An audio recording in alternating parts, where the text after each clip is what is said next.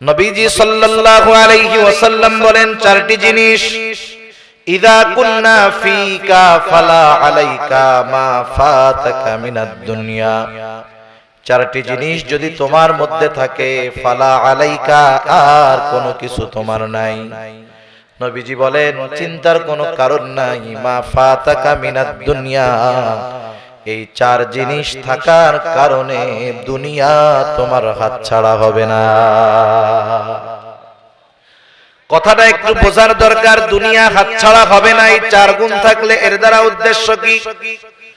বুজুর্গানে দিন বলেন, এর দ্বারা উদ্দেশ্য হলো দুনিয়ার জমিনে মানুষ, একটা হলো প্রয়োজন আর একটা হলো বিলাসিতা।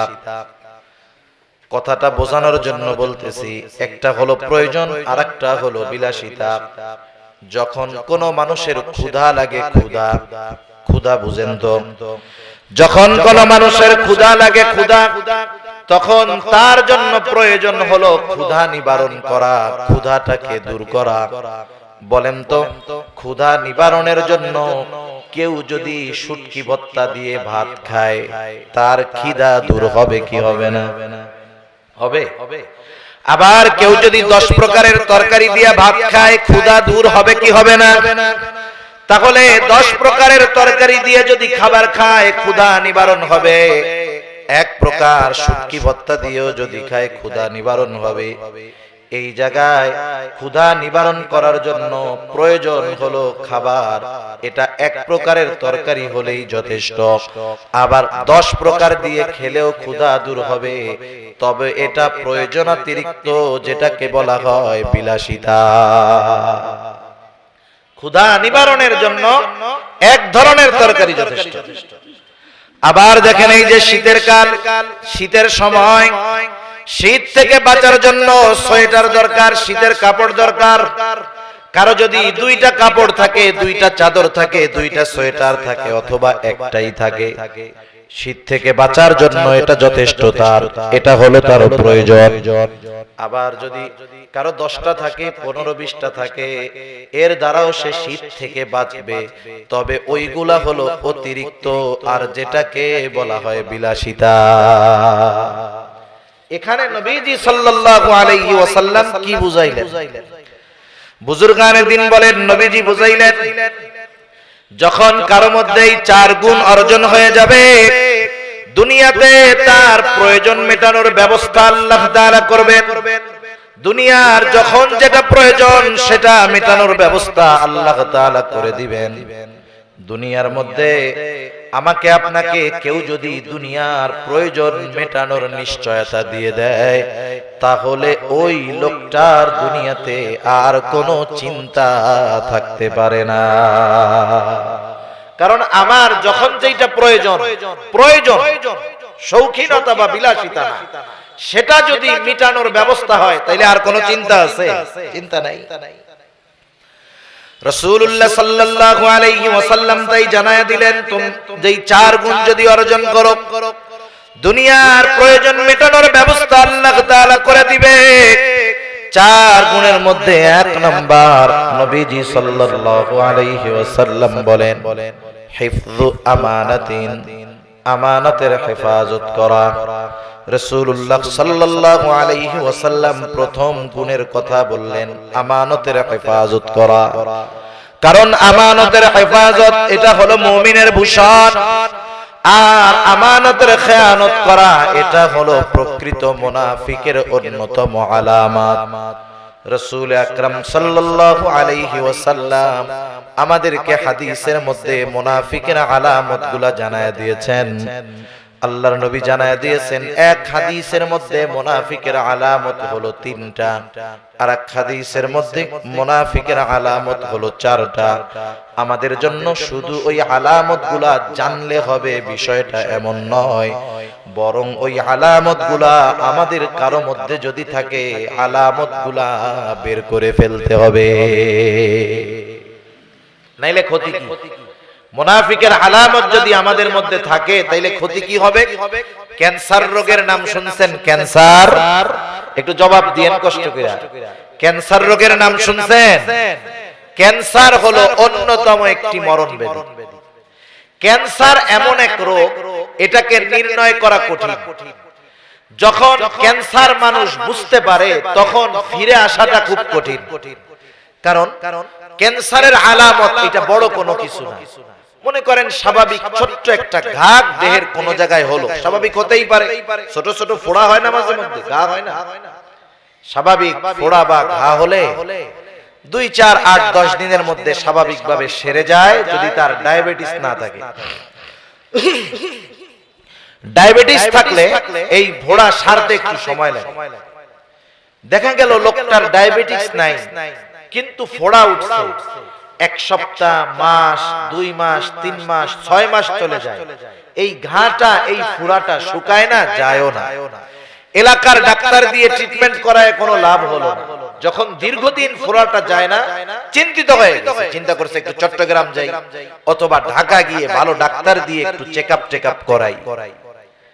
এইবার চেকআপ করায় তার রিপোর্ট আসলো যে এই ফোড়া তো আপনার সাধারণ ফোড়া না, এটা ছিল ক্যান্সারের আলামত। আপনি এতদিন বুঝতে পারেন নাই, আঙ্গুলের মাথায় ঘাটা হয়েছে, এখন ক্যান্সার আর ওই জায়গাটায় নাই, আপনার গোটা আঙ্গুলের মধ্যে ছড়ায় গেছে।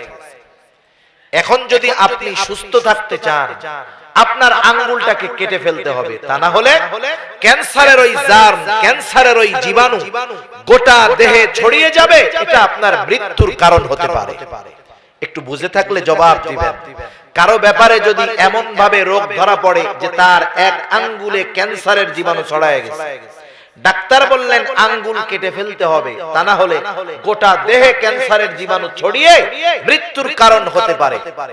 এইরকম যদি কারো হয়, সে কি বলবে যে ডাক্তার মইরা যাই কিন্তু আঙ্গুল কাটতে রাজি নেই? এটা বলবে? বরং বলবে ডাক্তার আঙ্গুল কাটা লাগে লাগুক, প্রয়োজনে আমার এক হাত কাইটা ফেলেন, তাও জানি ক্যান্সারের কোন জীবাণু আমার দেহের মধ্যে না থাকে। ক্যান্সারের জীবাণু যদি দেহের মধ্যে থাকে, এক সময় এটা জীবন ধ্বংসের কারণ হতে পারে। মুনাফিকের আলামতগুলা ক্যান্সারের জীবাণুর চাইতেও ভয়ানক, মারাত্মক। কারো মধ্যে যদি মুনাফিকের আলামতগুলা বাসা বেঁধে যায়, একটা সময় ওই আলামত তার জীবন নয় বরং ঈমান ধ্বংসের কারণ হয়ে যায়। এজন্য আলামতগুলা শুধু জানলে হবে না, আমাদেরকে এগুলা মানতে হবে, থাকলে বের করে দিতে হবে। নবীজি সাল্লাল্লাহু আলাইহি ওয়াসাল্লাম জানা দেন মুনাফিকের অন্যতম প্রধান আলামত হলো ইদা হাদাসা কাযাবা। মুনাফিক যখন কথা বলে মিথ্যা কথা বলে, ইদা ওয়াদা আখলাফা, ওয়াদা করলে ওয়াদা খেলাফ করে, ইদা তুমিনা খানা, আমানতের খেয়ানত করে, ওয়া ইদা তাখাসামা ফাজারা।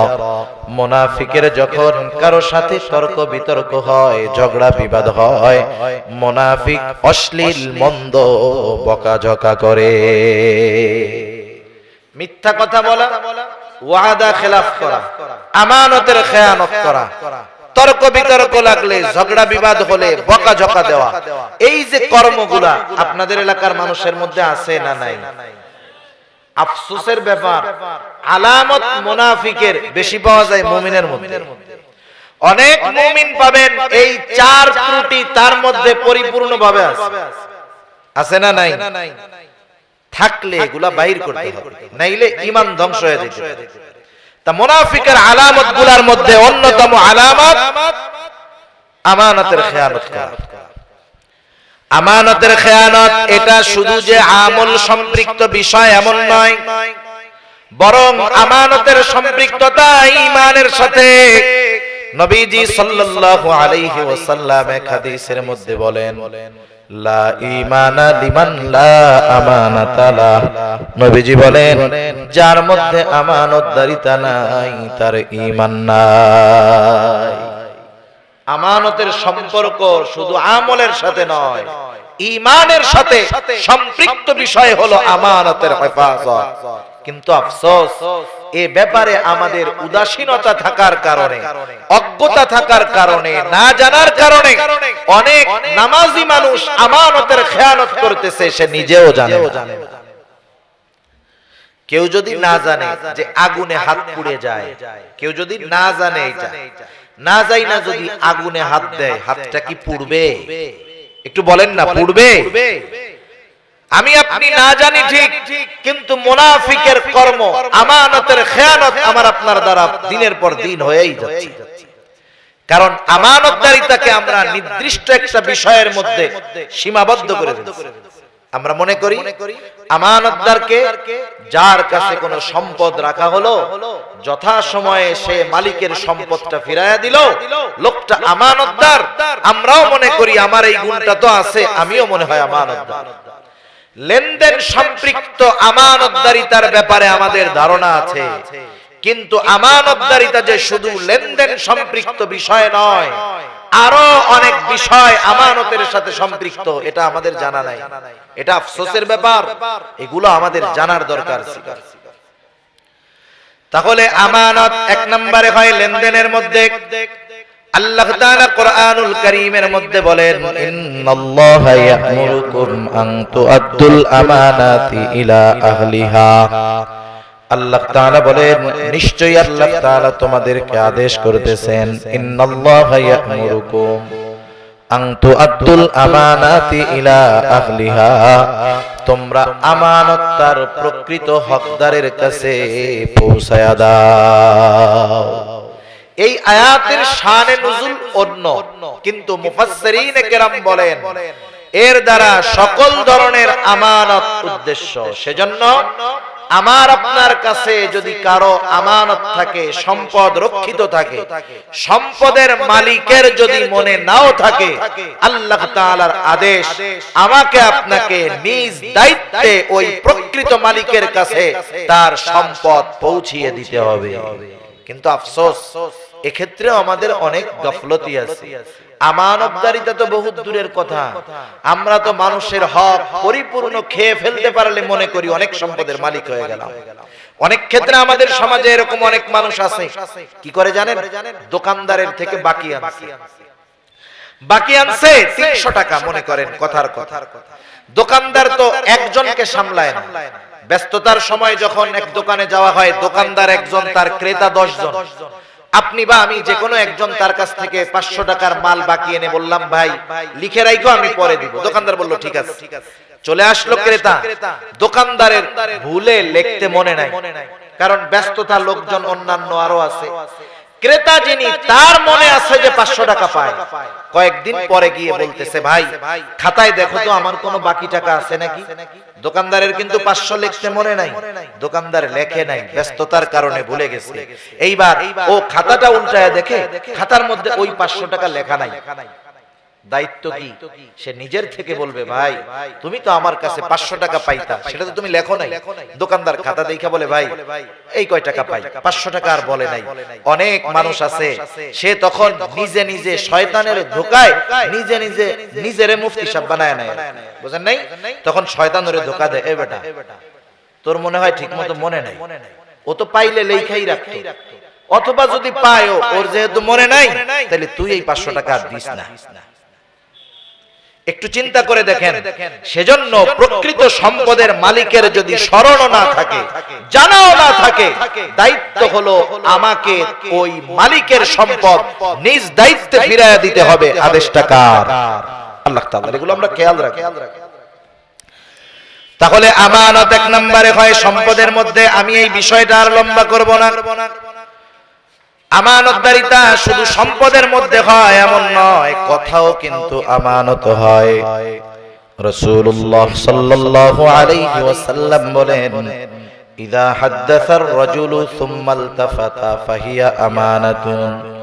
নবীজি সাল্লাল্লাহু আলাইহি ওয়াসাল্লাম বলেন, যখন কোন মানুষ কথা বলে আর এদিকে সেদিকে তাকায়, নবীজি বলেন ফাহিয়া আমানাতুন, ওই কথাটাও আমানত হয়ে যায়। যখন কোন মানুষ আমার আপনার কাছে আসে, অনেক সময় কিছু বলার আগে দেখবেন ডানে বামে এদিকে সেদিকে তাকাইয়া এরপরে কথাটা বলে। এই ডানে বামে সে কেন তাকাইলো? তার এই অঙ্গ ভঙ্গিমার দ্বারা বোঝা যায় সে চায় তার এই কথা আমি ব্যতীত যেন কেউ না শুনে আর না জানে। ঠিক কিনা বলেন? তার এই ডানে বামে তাকায়া কথা বলাটা, যে কথা আমার আপনার কাছে বললো, ওই কথাটা তখন আমার আপনার কাছে আমানত হয়ে যায়। কিন্তু আমাদের খাসলাত একেবারে এর উল্টা। যদি কোনো ব্যক্তি আমার আপনার কাছে কোনো কথা বলার পর বলে, হুজুর কথাটা আপনাকে বললাম, আপনি আর কাউরে বললেন না, এই লোক আমার চোখের আড়াল হওয়ার আগে ওই কথা আমার আর হজম হয় না, আমি পাশের জন্য ডাক দিয়ে বলি, ভাই এদিকে আসেন, এই যে লোকটা গেল কি কথা বলছে শুনছেন? না শুনি নাই। আমারে খুব বিশ্বাস করে, আমার কাছে এই কথাটা বলছে, আমি শুধু আপনাকে বললাম, আপনি কিন্তু আর কাউরে বললেন না। এই যে তো লিক কইরা দিলাম, এরপরে আমি তো আমার পেটের রোগ ওর পেটের মধ্যে দিয়ে দিছি। ও কি করবে? ও বাইরে গিয়া বাজারে বলবে, আরে ভাই জানো হুজুর আমার এই কথাটা কইছে, আর কাউরে বলতে মানা করছে, আমি তোমারে কইলাম, তুমি কিন্তু কাউরে কইও না। এই যে সকাল থেকে দুপুর হইতে হইতে এই কথা 100 জনের কানে পৌঁছায় গেছে। যে যাকে বলে শুধু কি বলে, আমি তোমাকে বললাম, তুমি কাউরে বইলো না। এখন বলেন তো, প্রথম আমি তো বললাম একজনের কাছে, কথা একজনের কাছে আছে না 100 জনের কাছে গেছে? খেয়ানত একটা হইছে না 100টা হয়ে গেছে? একটু চিন্তা করে দেখেন, প্রথম যেহেতু আমার থেকেই কথার খেয়ানত হলো, এরপরে ওই কথা যত জনের কাছে পৌঁছাবে, যতজন বলবে, প্রত্যেকের খেয়ানতের সমপরিমাণ গুনাহ আমার আপনার আমল নামায় যোগ হয়ে যাবে। সেজন্য কথাটাও আমানত হয়।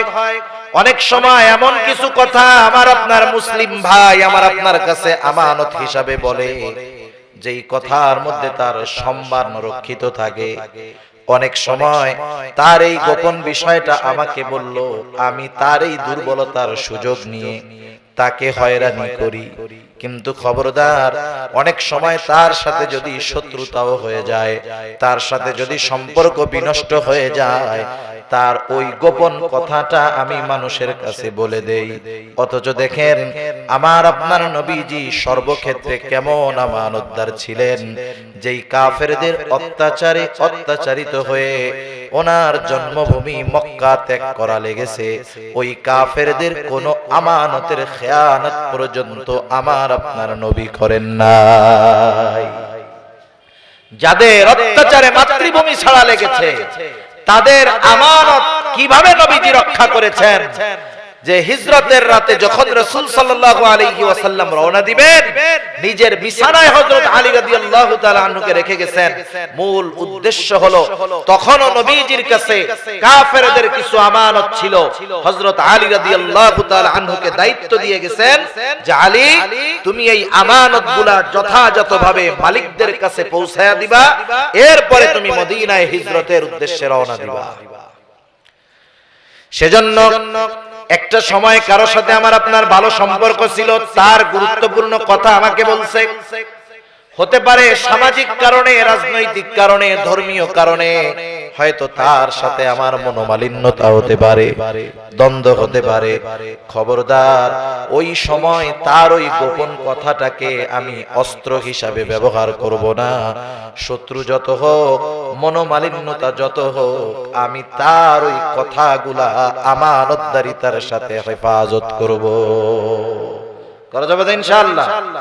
এগুলো মনে রাখতে হবে আমাদের। তাহলে আমানত হয় সম্পদের মধ্যে, কথার মধ্যে। শুধু তাই না, দায়িত্বটাও হয় আমানত।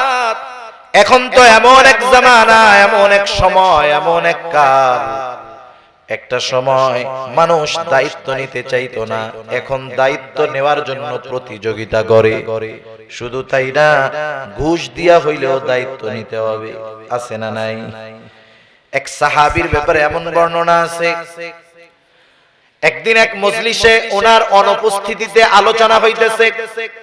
রাষ্ট্রীয় যে কোনো একটা গুরুত্বপূর্ণ বিষয়ের দায়িত্ব তাকে দেওয়া হবে, তার অনুপস্থিতিতে এক মজলিসে আলোচনা হইতেছে। এখনো তাকে দায়িত্ব দেওয়া হয় নাই, শুধু আলোচনা হলো। ওই মজলিসের একজন গিয়ে ওই সাহাবীর কাছে বলতেছে, ও ভাই, তোমার ব্যাপারে আজকে মজলিসে এই আলোচনা হলো, অমুক বিষয়ের দায়িত্বটা তোমাকে দেওয়া হতে পারে, এখনো দেওয়া হয় নাই।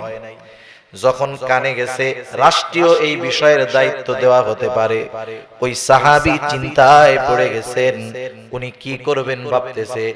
উনি দায়িত্ব দেওয়া হতে পারে এই টেনশনে রাতের বেলায় সব কিছু গোছায়া এলাকা ছেড়ে তিনি চলে গেছে। যে দায়িত্ব দেওয়া হতে পারে, যদি সত্যই দায়িত্বটা দিয়ে দেয় তাহলে এই দায়িত্বের বোঝা বহন করবে কে? ইমাম আজম আবু হানিফা রাহমাতুল্লাহি আলাইহি, নাম শুনছেন না আপনারা? ইমাম আজম আবু হানিফা রাহমাতুল্লাহি আলাইহি। কিছু ভাই আছে ইমাম আবু হানিফা রাহমাতুল্লাহি আলাইহিকে সমালোচনার পাত্র হিসাবে গ্রহণ করেছে। দুনিয়ার যত আক্রমণ ইমাম আবু হানিফা রাহমাতুল্লাহ তাকওয়া সম্পর্কে, তার ইলম সম্পর্কে তারা যদি জানতো আর তারা যদি জ্ঞান সম্পন্ন হতো, ইমাম আবু হানিফা রাহমাতুল্লাহি আলাইহির সমালোচনা করার সাহস পেত না। ঠিক কিনা বলেন? ইমাম আবু হানিফা রাহমাতুল্লাহি আলাইহি খলিফা মনসুর, ইমাম আবু হানিফাকে বলতেছে আপনি প্রধান বিচারপতির দায়িত্ব গ্রহণ করেন। খলিফা সরাসরি প্রস্তাব দিয়েছে, কত বড় এক পদের প্রধান বিচারপতি। ইমাম আবু হানিফা রাহমাতুল্লাহি আলাইহি প্রস্তাব ফিরায়া দিয়েছেন। সবার সামনে খলিফা প্রস্তাব দিয়েছে, সরাসরি তার প্রস্তাব তিনি ফিরায়া দিলেন। খলিফা রাগান্বিত হয়ে গেল। ইমাম আজম আবু হানিফা রাহমাতুল্লাহি আলাইহির গায়ে চাবুক দিয়ে আঘাত করলো। খলিফা মনসুরের চাচা খলিফা মনসুরকে বলতেছে, মনসুর তুমি কাজটা ভালো করো নাই, তুমি তোমার আত্মমর্যাদা দেখিয়ে, দাম্ভিকতা দেখিয়ে ইমাম আবু হানিফার গায়ে আঘাত করেছো, ভালো করো নাই, তার কাছে তুমি ক্ষমা চাও। এইবার খলিফা মনসুর ক্ষমা চাওয়ার জন্য একজন লোককে ইমাম আবু হানিফার কাছে পাঠায়া দিলেন। সাথে সাথে এক থলে স্বর্ণ মুদ্রা হাদিয়া পাঠায়া দিলেন। বললেন যে শোনো, ইমাম আবু হানিফাকে গিয়ে বলবা খলিফা তার আচরণের কারণে আপনার কাছে ক্ষমা চেয়েছেন, তিনি লজ্জিত হয়েছেন, আপনার জন্য এই হাদিয়াটুকু তিনি পাঠিয়েছেন। অবশ্যই তিনি যদি হাদিয়াটা গ্রহণ করেন আমি বুঝবো তিনি আমাকে ক্ষমা করে দিয়েছেন। এইবার লোকটা ইমাম আবু হানিফা রাহমাতুল্লাহি আলাইহির কাছে আসলো, স্বর্ণ মুদ্রার থলে নিয়ে হাজির। এসে বলতেছে, ইমাম আপনার সাথে খলিফা যে আচরণ করেছে, তিনি লজ্জিত হয়েছেন, ক্ষমা চেয়েছেন, আপনি তাকে ক্ষমা করে দেন। আপনার জন্য এই হাদিয়াটা পাঠাইছে, এক থলে স্বর্ণ মুদ্রা। শুধু তাই না, তিনি বলেছেন আপনি যদি এই হাদিয়াটা গ্রহণ করেন তাহলে উনি নিশ্চিত হবে যে আপনি তাকে ক্ষমা করে দিয়েছেন। ইমাম আবু হানিফা রাহমাতুল্লাহি আলাইহি বলতেছে, শোনো, আমি তাকে ক্ষমা করে দিয়েছি, কিন্তু এই মোহর আমি গ্রহণ করতে পারবো না, আমার এটা গ্রহণ করা সম্ভব নয়। বলে খলিফা হাদিয়া পাঠাইছে, রাখেন। ইমাম আবু হানিফা প্রশ্ন করতেছে, খলিফা কি তার নিজের টাকা থেকে এই হাদিয়া আমাকে দিয়েছে নাকি? বলে না, খলিফা রাষ্ট্রীয় কোষাগার থেকে আপনাকে এই হাদিয়াটা দিয়েছে। বলেন তো, রাষ্ট্রীয় যেই ধনভাণ্ডার, এই ধনভাণ্ডারের মালিক কি কোনো শাসক নাকি? রাষ্ট্রীয় সম্পদের মালিক কোন শাসক নয়, রাষ্ট্রীয় সম্পদের রক্ষণাবেক্ষণের দায়িত্ব হলো শাসকের। কেউ যদি একটা পয়সার অপব্যয় করে, খারাপ জায়গায় ব্যবহার করে, অপচয় করে, খেয়ানত করে, আবু দাউদের হাদিস, নবীজি সাল্লাল্লাহু আলাইহি ওয়াসাল্লাম বলেন, আমাদের মধ্যে কাউকে যদি কোনো সরকারি দায়িত্ব দেওয়া হয় আর সে যদি ওই দায়িত্বের সুচ পরিমাণ খেয়ানত করে, কিয়ামতের দিন আল্লাহর সামনে সে খেয়ানতের বোঝা নিয়ে উপস্থিত হবে। আল্লাহ হেফাজত করুন। সুচ পরিমাণ, কি পরিমাণ? সুচ পরিমাণ। একটা সুইয়ের দাম কয় টাকা? 1 টাকা 2 টাকা। একটা সুই কতটুকু জায়গা গ্রহণ করে? ওই পরিমাণ খেয়ানত যদি কেউ করে, রাষ্ট্রীয় কোনো দায়িত্ব পাওয়ার পর দুনিয়ায় হয়তো তার জবাবদিহিতা করা লাগবে না, কারণ মানুষ ভয়ে তাকে জিজ্ঞাসাবাদ করবে না, তার কাছে জানতে চাইবে না, কিন্তু কিয়ামতের দিন আল্লাহর দরবারে হিসাব দিতে হবে। ঠিক কিনা বল? খেয়ানত, দায়িত্ব যত বড় খেয়ানত তত বড় হয়। দায়িত্ব যত বড় হয় খেয়ানত তত বড় হয়। কথায় কথা আসে, বোঝানোর জন্য বলতেছি। সহজ কথা, মনে করেন একটা ইউনিয়ন, এক ইউনিয়নে 100 জন বা 1000 মানুষের জন্য সরকারি অনুদান আসছে। কথা বুঝতেছেন তো? সরকারি অনুদান আসছে 1000 অসহায় মানুষের জন্য। চাউল বা গম যে কোনো একটা জিনিস হতে পারে। এখন খাদ্য গুদামের মধ্যে ওইগুলা এখনো আছে, 1000 জনের জন্য আসছে, এখনো বন্টন করা হয় নাই। প্রত্যেকটা গমের দানার মধ্যে 1000 মানুষের মালিকানা আছে। কথা বোঝা যায়? মনে করেন একটা জমি, আপনারা 10 ভাই, কথার কথা, এখনো জমিটা পৃথক করা হয় নাই, একসাথে আছে, শরিকি জমি।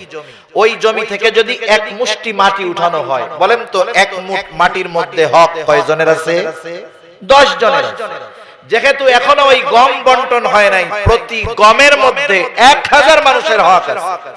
এই গম বন্টন করার আগে দায়িত্বশীল ব্যক্তি যদি একটা গমের দানা সরায়, মাত্র একটা গমের দানা, বলেন তো সে কতজনের সম্পদের খেয়ানত করবে?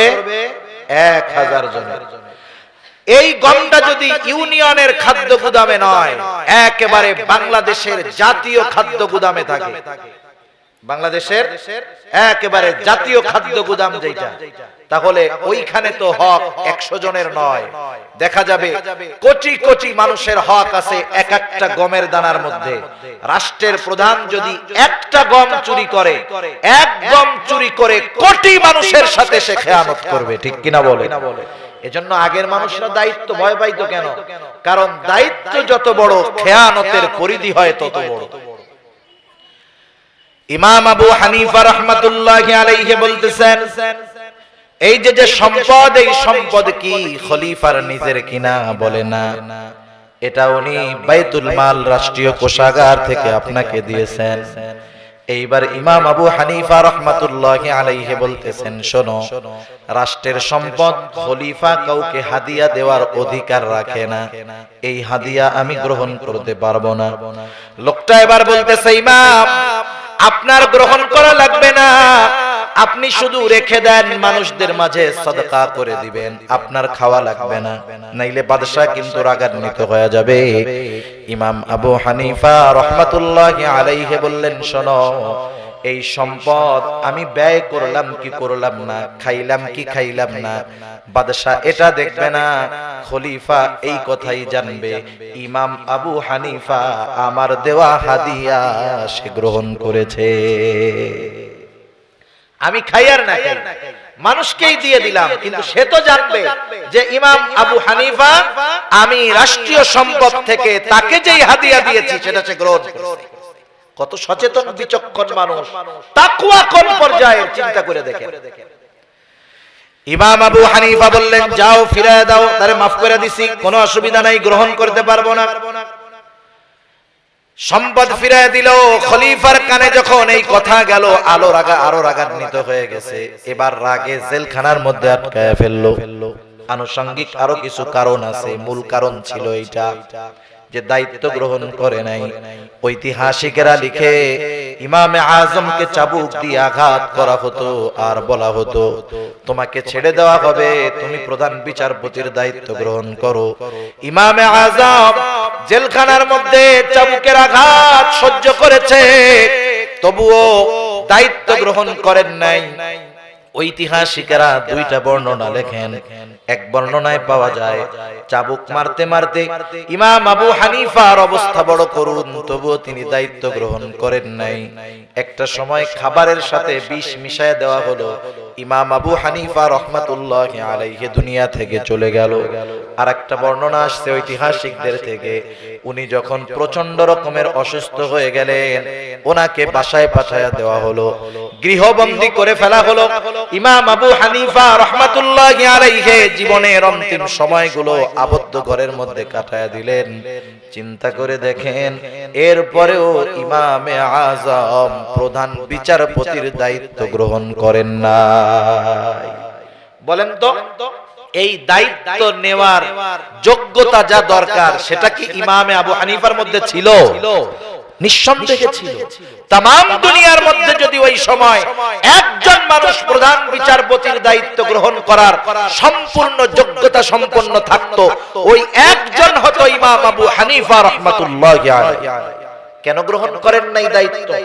ওনারে জিজ্ঞাসা করা হয়েছে, খলিফা এত রাইগা গেল, এত চাপ, এরপরেও দায়িত্ব গ্রহণ কেন করলেন না? তিনি বললেন, শোনো, আমি যখন প্রধান বিচারপতির দায়িত্ব নিব, আমার দায়িত্ব হবে মাজলুমকে ন্যায় বিচার পাইয়ে দেওয়া। দেখা যাবে খলিফা কারো উপরে জুলুম করেছে, সে আমার কাছে খলিফার বিরুদ্ধে নালিশ নিয়ে এসেছে, আমি যদি ওই মাজলুমকে ন্যায় বিচার না পাইয়ে দিতে পারি, কিয়ামতের দিন আল্লাহর সামনে আমাকে খেয়ানতকারী হতে হবে। এই ভয়ে আমি দায়িত্ব নেই নাই। সুবহানাল্লাহ, জীবন দিয়ে তবু দায়িত্ব নেয় নাই। আর এখন প্রতিযোগিতা করে, কম্পিটিশন করে দায়িত্ব নেওয়ার জন্য, জনগণের খেদমত করার জন্য। দায়িত্ব নেয় না। অথচ দেখেন দায়িত্ব কঠিন এক জিনিস। আমরা অনেকে মনে করি দায়িত্বের খেয়ানত মনে হয় শুধু উঁচু স্তরের মানুষগুলা করে। আমরা যারা নিচু স্তরের মানুষ, আমরা মনে হয় দায়িত্বের কোনো খেয়ানত করি না। বিষয়টা কিন্তু এমন নয়। সময় অনেক লম্বা হয়ে যাবে, নাইলে আমি আপনাদেরকে প্রত্যেকটা স্তরে স্তরে বুঝাইয়া দিতাম যে প্রত্যেকটা ক্ষেত্রে পদে পদে আমরা যে খেয়ানত করি, এটা নিজেরাও আমরা টের পাই না। একেবারে নিম্ন শ্রেণী থেকে নিয়ে সর্বোচ্চ শ্রেণী পর্যন্ত খেয়ানত আছে না নাই? সরকারি বেসরকারি যাই বলেন না। যেমন একটা উদাহরণ দিই, জীবনে অনেক নানান অভিজ্ঞতা মানুষের হয়। আপনাদের এখানে ভূমি অফিস আছে না?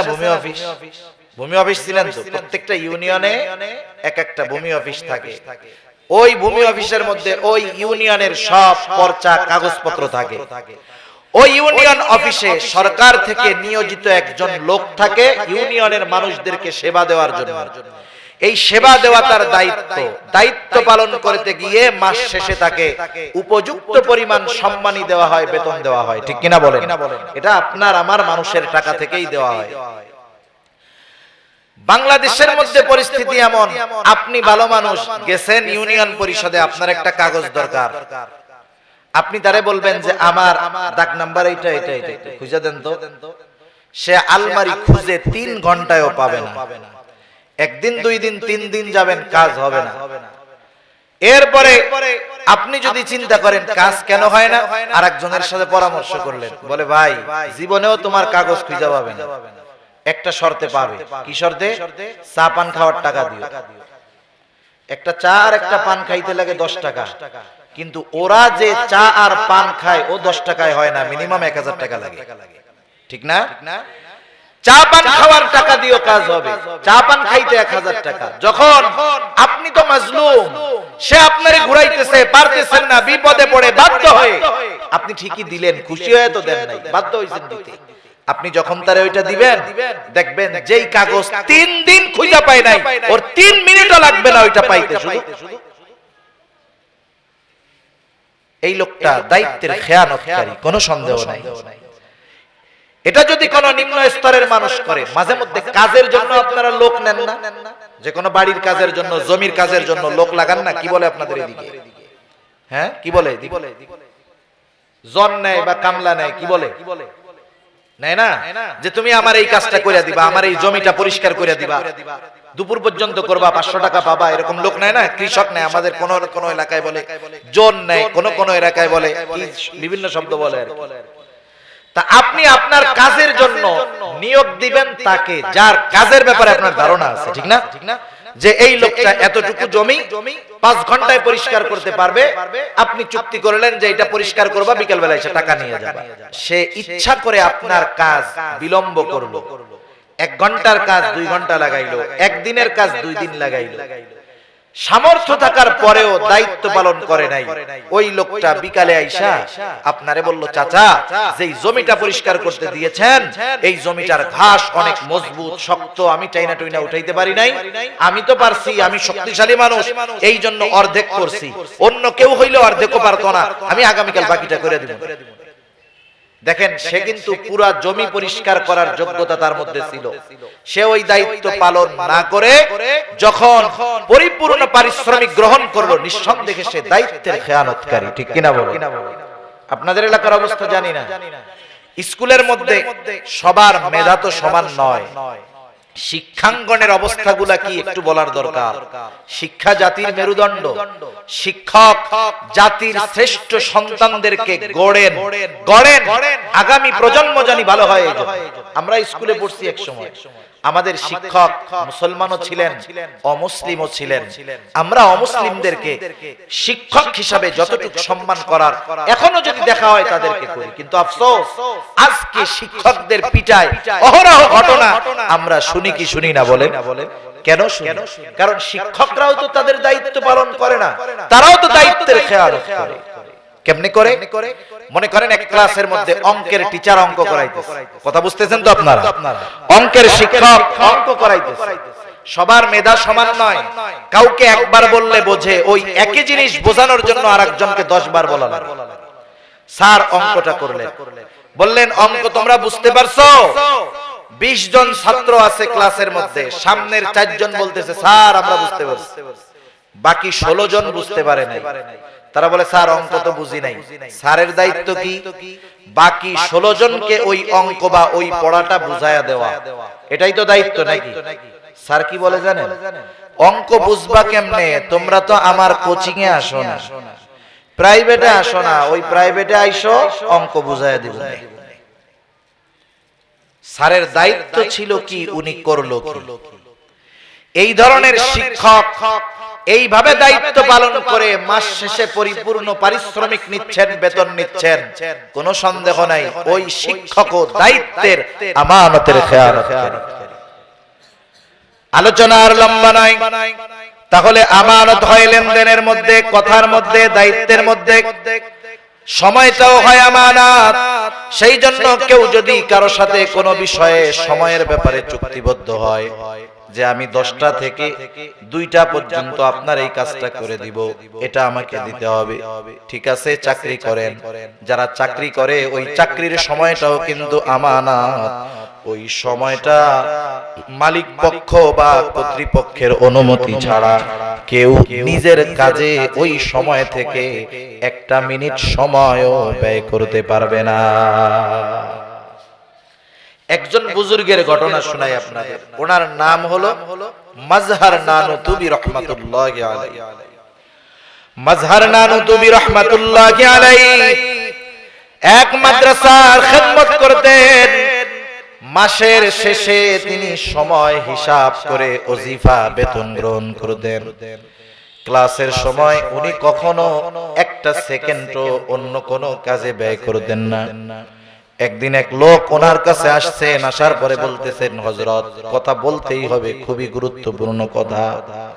তিনি ক্লাসের পড়া বন্ধ করে লোকটার কথা শুনলেন, পরামর্শ দিলেন, সাথে সাথে নিজে নোটের মধ্যে লিখে রাখলেন অমুক দিন অমুক ক্লাসে এই কয় মিনিট সময় আমি আমার নিজের কাজে ব্যয় করেছিলাম।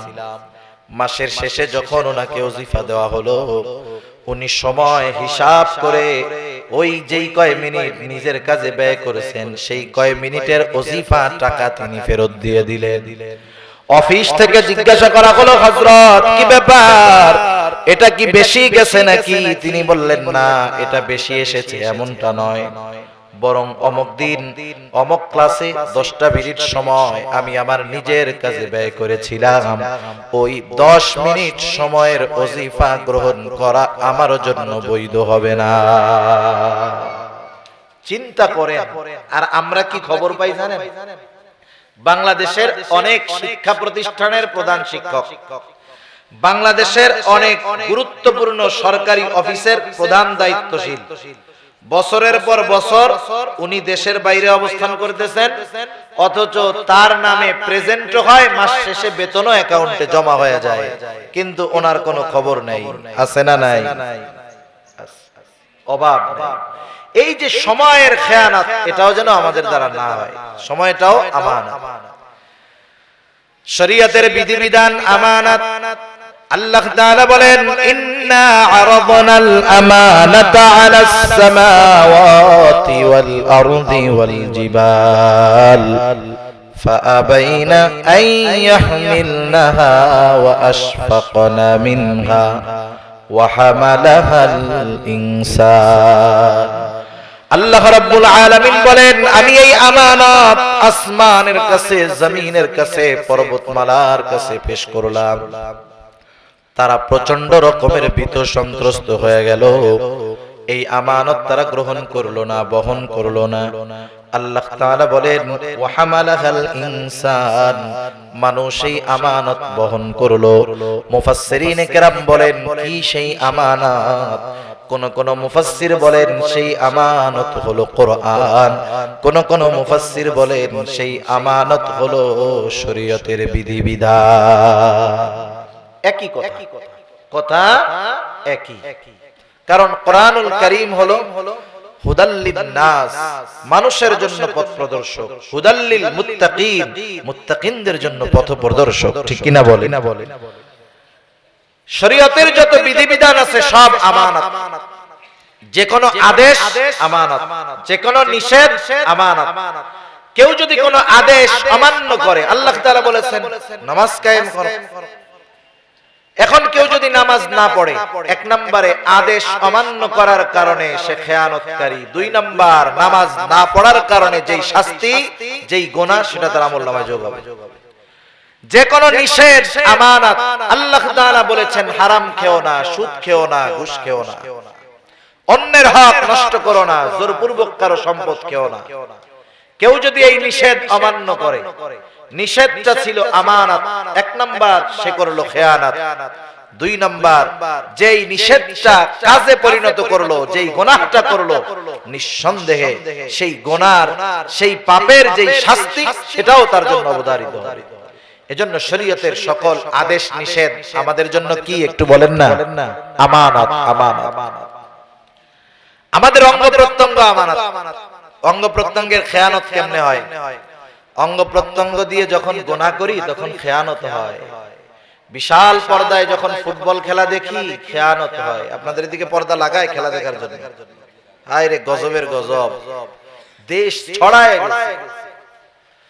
প্রত্যেকটা বাজারে বাজারে বিশাল পর্দা লাগায় খেলা দেখে খেয়ানত হচ্ছে চোখের গুনাহ হচ্ছে মোবাইলে দেখতেছে গুনাহ চোখের গুনাহ হচ্ছে হাত দিয়ে গুনাহ করতেছে হাতের খেয়ানত হচ্ছে এক কথায় অঙ্গ প্রত্যঙ্গ দিয়ে গুনাহ করলে অঙ্গ প্রত্যঙ্গের খেয়ানত হয় এজন্য আল্লাহ তাআলা কি বলেন আল্লাহ তাআলা বলেন ইয়ালামু খাইনাতাল আয়ুন ওয়া মা তুখফিস সুদূর আল্লাহ তাআলা বলেন তিনি জানেন তোমরা চোখের কি খেয়ানত করো অন্তরের মধ্যে কি লুকায় রাখো আল্লাহ তাআলা সব জানে সেই জন্য অঙ্গ প্রত্যঙ্গেরও আমানত আছে কেউ যদি আমরা অঙ্গ প্রত্যঙ্গ দিয়ে গুনাহ করি এই গুনাহটাও খেয়ানত হয়ে যায় সম্পদ আমানত সন্তান সন্ততি এগুলা আমানত সেজন্য আমরা যদি প্রকৃত আমানতদার মুমিন হতে চাই এই বিষয়গুলো আমাদের খেয়াল রাখতে হবে নবী সাল্লাল্লাহু আলাইহি ওয়াসাল্লাম চার গুণের মধ্যে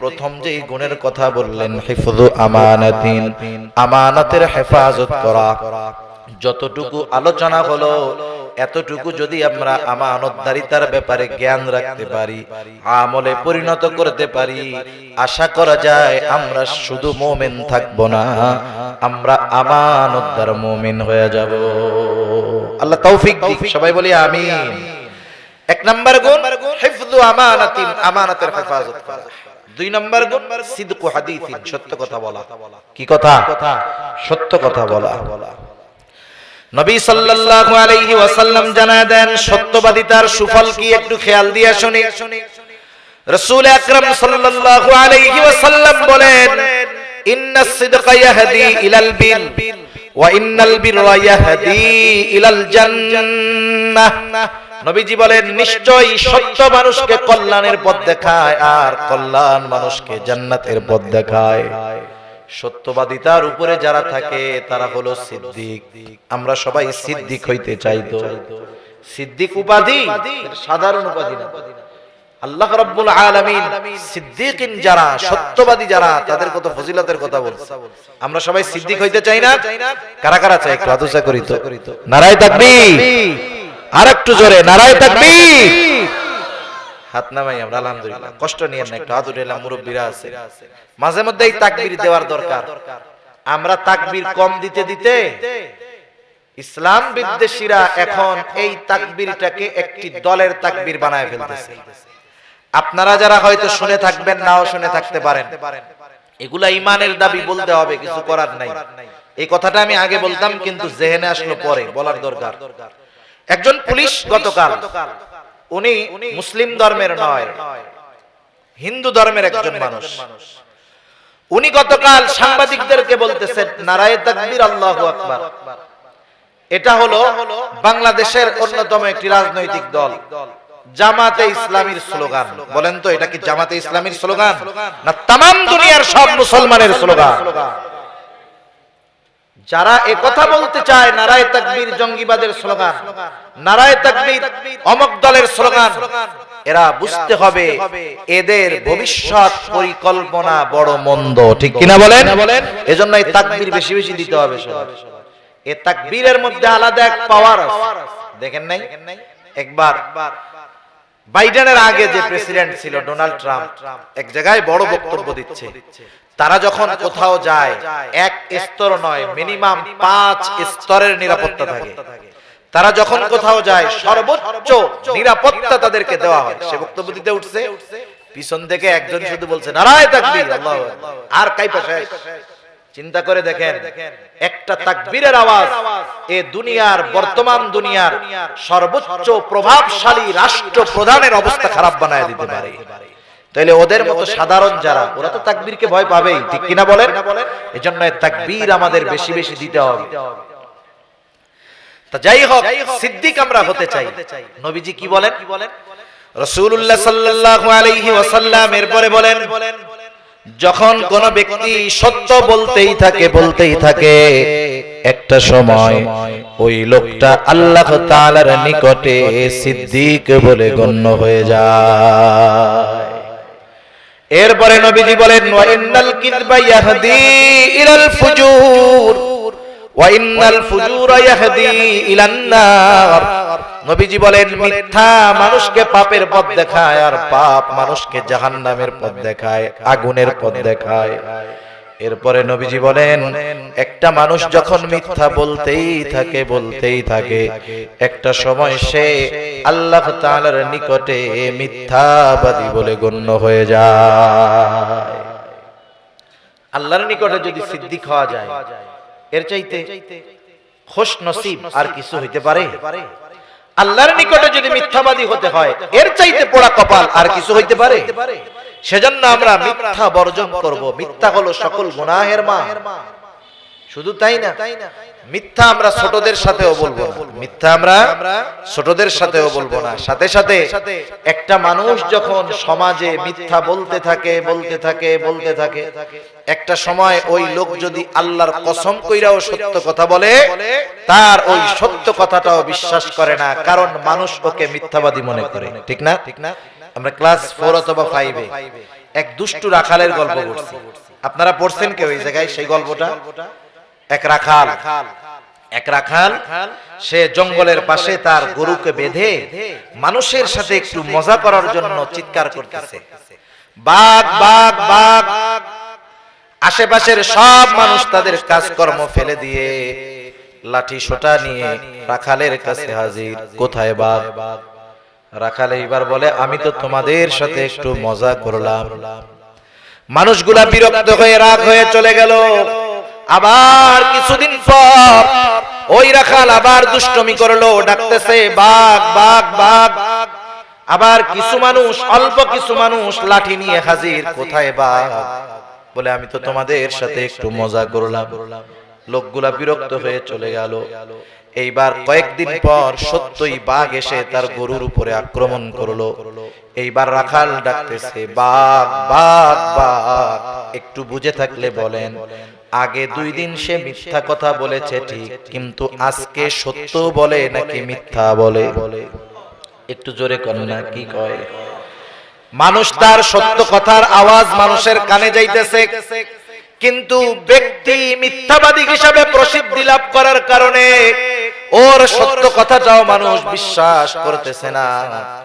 ওই গল্পের নিচে সুন্দর একটা উপদেশ লেখা ছিল, মনে আছে আমার? ইংরেজিতে লেখা ছিল, ডু নট টেল এ লাই, তোমরা কখনো মিথ্যা কথা বলো না। এই শিক্ষা আমরা স্কুল থেকে পাইছি। আর এখন স্কুল শিক্ষা যা হইতেছে, জেনারেল শিক্ষা, দিন দিন মানবতা, নৈতিকতা, দিন শিক্ষা শূন্য এক, প্রাথমিক, মাধ্যমিক, উচ্চ মাধ্যমিক, সর্বোচ্চ পর্যায়ের শিক্ষা থেকে ইসলামকে দূর করার আর অনৈতিক দুশ্চরিত্র বানানোর শিক্ষা ব্যবস্থা একদল মানুষ এদেশে কায়েম করার অপচেষ্টা করতেছে। এক সময় আমরা স্কুল থেকে আদব লেহাজ শিখছি। মুরব্বীরা অনেকে আছে হয়তো মাদ্রাসায় পড়ে নাই, স্কুল থেকে আদব লেহাজ আমরা শিখেছি। তা সে মিথ্যাবাদী হিসাবে প্রসিদ্ধি অর্জন করার কারণে তার সত্য কথাটাও কেউ বিশ্বাস করে নাই। সাথে সাথে ছোটদের সাথেও মিথ্যা কথা বলা যাবে না। অনেক সময় ছোট মানুষ হয়তো কোনো দুষ্টমি করে কাপ ভেঙে ফেলছে, গ্লাস ভেঙে ফেলছে, জিনিস নষ্ট করে ফেলছে।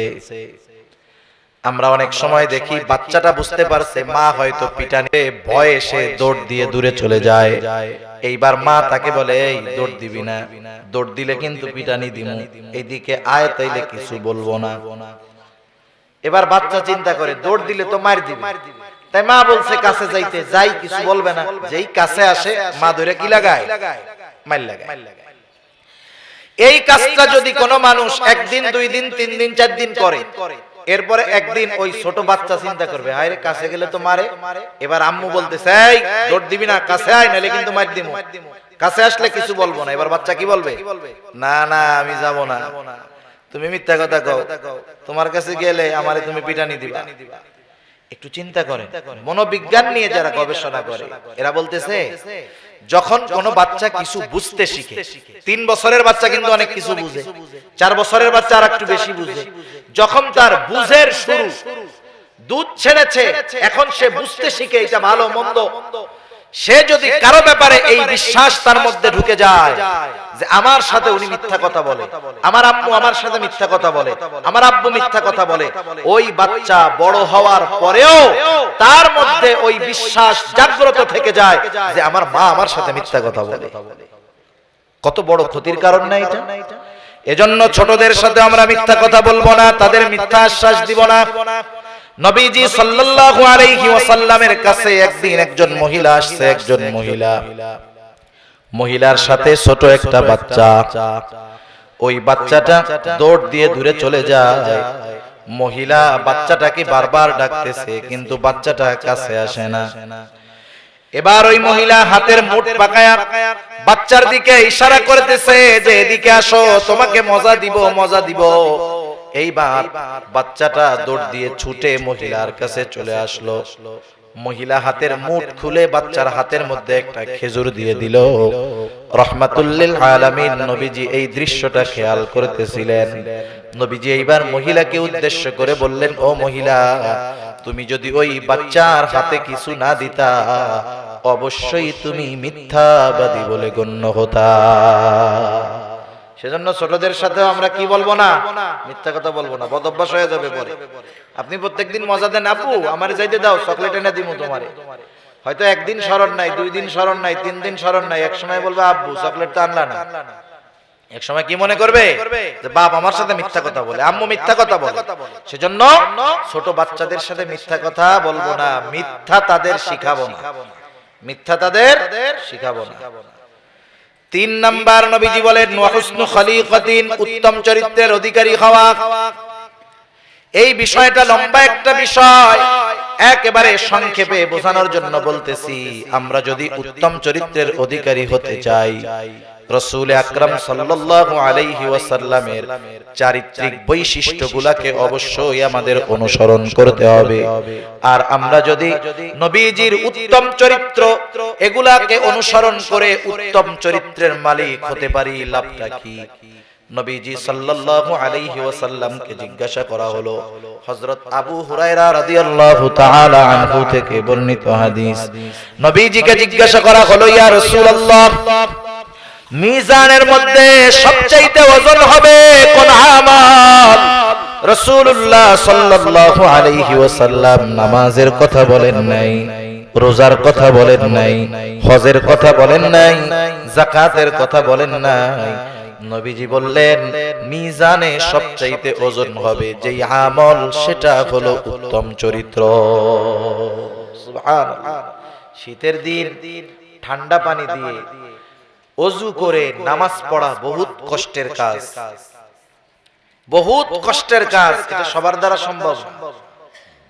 অথচ দেখেন এই কষ্ট করার পরে যেই ইবাদত, সেটা হলো নামাজ। অবশ্যই গুরুত্বপূর্ণ ইবাদত, কিন্তু এই নামাজটাও মিজানে সবচাইতে ওজন হবে না। সবচাইতে ওজন হবে এমন এক আমল যেটার জন্য ওযু করা লাগে না। উত্তম চরিত্র অর্জন করতে ওযু করা লাগে, ঠান্ডা পানি দিয়ে ওযু করা লাগে না, নির্দিষ্ট কোন জায়গায় গিয়ে হাজিরা দিতে হয় না। অথচ এই আমলটা মিজানে সবচাইতে ওজন হবে। এজন্য আমরা আমাদেরকে উত্তম চরিত্রে সাজানোর চেষ্টা করব, আর অনুসরণটা হবে নবীজি সাল্লাল্লাহু আলাইহি ওয়াসাল্লামের চারিত্রিক বৈশিষ্ট্যগুলো আমাদের মধ্যে আনার চেষ্টা করব। একসাথে সবগুলো সম্ভব নয়। আমি বাবা, আমি একটু চিন্তা করব, জানবো, উলামায়ে কেরামের কাছে গিয়ে জিজ্ঞাসা করব, হযরত বাবা হিসাবে নবীজি কেমন ছিলেন একটু বলেন না। আপনার মাদ্রাসার ওস্তাদদের কাছে জিজ্ঞাসা করেন, ওনারা বলবে যে বাবা হিসাবে নবীজি সন্তানদের সাথে এমন আচরণ করেছেন। আপনি একজন স্বামী, স্ত্রী আছে ঘরে, আপনি একটু এসে জানতে চান, নিজের পড়ার সময় নাই, পড়তে পারি না, জানতে পারি না, আমি একজন আলেমের কাছে এসে বলি, হযরত আমি তো একজন স্বামী, এটাও তো আমার একটা পরিচয়, নবীজিও তো স্বামী ছিলেন, স্বামী হিসাবে নবী স্ত্রীদের সাথে কেমন আচরণ করেছেন একটু বলে দেন না। আপনি শুনে শুনে এইভাবে নবীজির চারিত্রিক সৌন্দর্যগুলো যদি নিজের মধ্যে আনতে পারি, আমরা যদি আনতে পারি, তাহলে এই চরিত্রই মিজানে সবচেয়ে ওজন হবে। সুবহানাল্লাহ। 4 নম্বর নবীজি বলেন, ওয়াইফাতুন ফি তুমাতিন, হালাল খাবার খাওয়া। হালাল খাবারের জন্য প্রথমত উপার্জনটাও হালাল দরকার। হালাল উপার্জন করা গুরুত্বপূর্ণ একটি বিষয়। আল্লাহ তাআলা বলেন, ফাইযা কুদিয়াতিস সালাতু ফান্তাশিরু ফিল আরদ ওয়াবতাগু মিন ফাদলিল্লাহ। আল্লাহ তাআলা বলেন, নামাজ শেষ করার পর তোমরা জমিনের মধ্যে ছড়ায় পড়ো, আমার দেওয়া অনুগ্রহ থেকে অনুগ্রহ অন্বেষণ করো, তথা আমার দেওয়া রিজিক থেকে রিজিক অন্বেষণ করো। আর ওই রিজিক, ওই সম্পদ, ওই উপার্জনের মধ্যেই আল্লাহ তাআলার অনুগ্রহ থাকে, যেটা হয় হালাল, যেটা হয় হালাল। হারামের মধ্যে আল্লাহর অনুগ্রহ আছে? হারামের মধ্যে অনুগ্রহ আছে আল্লাহর? নাই। হালাল যদি কম হয়, এর মধ্যে আল্লাহর অনুগ্রহ আছে। হারামের মধ্যে আল্লাহ তাআলার কি নাই? অনুগ্রহ নাই। হারামে আল্লাহর অনুগ্রহ নাই, হালালে আল্লাহর অনুগ্রহ আছে। কোন ব্যক্তি যদি হালাল উপার্জন করে, 5 ওয়াক্ত নামাজ ঠিকমতো পড়ে, আর হালাল উপার্জনের নিয়তে হালাল কর্ম করে, নবীজি বলেন, কাসবুল হালালি ফরিদাতুম বাদাল ফরিদা, ফরজ ইবাদতের পরে অন্যতম ফরজ ইবাদত হলো হালাল উপার্জন করা। সেই জন্য কোন ব্যক্তি যদি ইবাদত ঠিকমতো করে, যথাযথভাবে করে, হালাল উপার্জনের নিয়ত করে কোন হালাল কর্ম করে, তার এই কাজটা ছোট হতে পারে। হতে পারে সে অটো চালায়, হতে পারে সে অন্যের জমিতে কামলা দেয়, হতে পারে সে নদীর মধ্যে মাছ মারতে যায়। সমাজের মানুষের কাছে কাজগুলা ছোট মনে হতে পারে, কিন্তু সে হালাল উপার্জনের নিয়তে এই হালাল কাজটা করে, এই কাজটা তার সাধারণ কাজ বলে বিবেচিত হয় না। হালাল উপার্জনের নিয়তে হালাল কাজ করার কারণে ওই কর্মটাও তার আমলনামায় ইবাদত বলে গণ্য হয়ে যায়।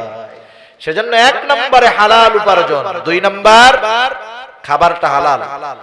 খাবারটাও কি লাগবে?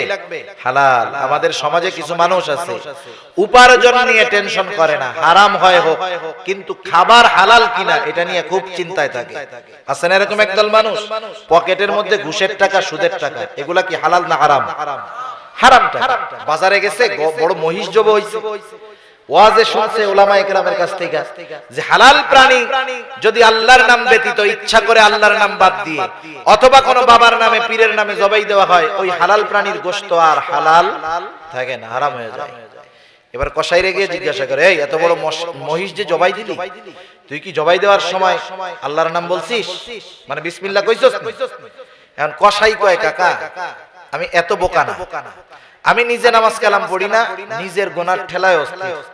এখন বিসমিল্লাহ না বইলা এই মহিষ জবাই দিয়া 500 মানুষ যদি আমার কাছ থেকে গোশত কিনে, যারা খাবে খাওয়াবে, এই সবাই তো হারাম খাবে। সবাই হারাম খাওয়ার কারণে যেই গুনাহ একা আমার আমলনামায় আসবে, আমি নামাজ না পড়লেও এত বোকা না, মহিষ জবাই দেওয়ার সময় আমি 5 বার বিসমিল্লাহ বলছি। উনি মানে নিশ্চিত হইল যে গরুটা বা মহিষটা বিসমিল্লাহ বলে জবাই দিয়েছে, হালাল গোশত। এবার বলতেছে, এই সিনার থেকে 10 কেজি গোশত দে।